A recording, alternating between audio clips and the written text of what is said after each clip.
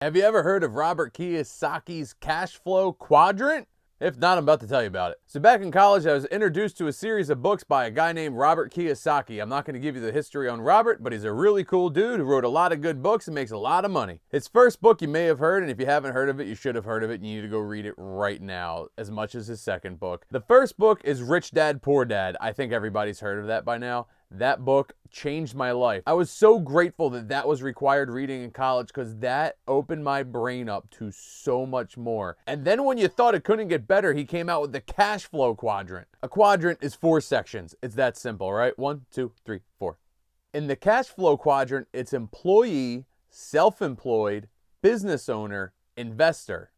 And those might have been switched around in different squares. I actually don't own the book anymore. I don't know where it went, unfortunately. But I learned this over 15 years ago, and it is stuck in my brain the same since day one. See, you usually start out as an employee. Then you go to being self-employed if you go on that entrepreneurial journey. And then from there, you want to become a business owner. But ultimately, from either of those 3 positions, employee, self-employed, or business owner, you want to become the investor. That is the goal of every one of those other quadrants. That is the smartest place you should always be. Even if you work for somebody as an employee, you could use your money and put it into investments. That's when your money is working for you. Now, there are active investments and there are passive investments. Active investments mean, yeah, you bought your Airbnb condo, but you're the one cleaning it. You're the one running the Airbnb software. You're checking the prices. You're getting reviews. You're taking complaints. You're doing all the management. That's active investment. The passive version of owning an Airbnb condo would be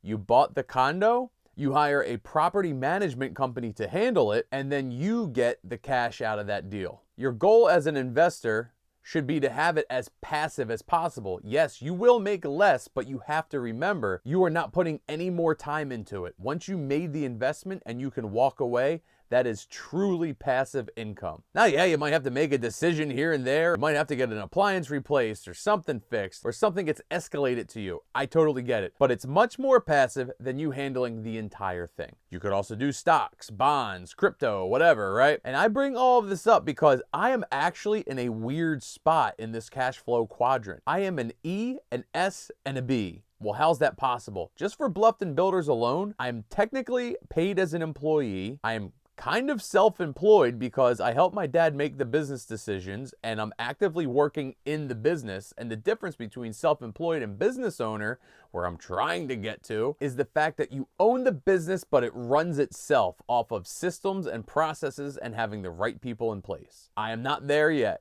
I am hoping to be there sooner than later. I'm kind of an employee, I'm kind of self-employed in the business, and I kind of own the business, run the business, I'm taking it over. But no matter what of those quadrants, I want to be here in the I. Employee, self-employed, business owner, investor. I think there's no better way than me being in Bluffton Builders, putting my money in home investments. I want to get into flipping homes, and I want to get into long-term holds for renting homes. Maybe short-term because we're so close to Hilton Head Island. You know, an Airbnb, VRBO, get it on a rental program. This is a high-end island, and it's a smart move. So even if I did a mix of the 3, right now, I really want to get into flipping homes. I have the team. I have the back-end know-how. My biggest problem is figuring out where to find these homes. That's where I need your help. See, in the real estate world, there's on-market and there's off-market. On-market is Zillow, Realtor.com, the MLS, for sale by owner. Those are properties that are on the market. They're highly competitive. They're usually picked over for investment purposes, but it's really hard, especially here in Bluffton, to find a flipper right now on market. Not impossible, but it's pretty tough. Most of the deals investors want to make are off market. Now, it's funny. I'm telling you I know this stuff, but I'm missing that first step. And not just like I need the motivation to do it, like I want to do it, I'm ready to do it. But do I go and get mailers and I start mailing things out to people? What is my outreach? What is the most successful outreach I can make to get people that may want to sell their house before it hits the market to know that I'm interested in getting in front of them? It's like a chicken or the egg thing. That's where I'm stuck.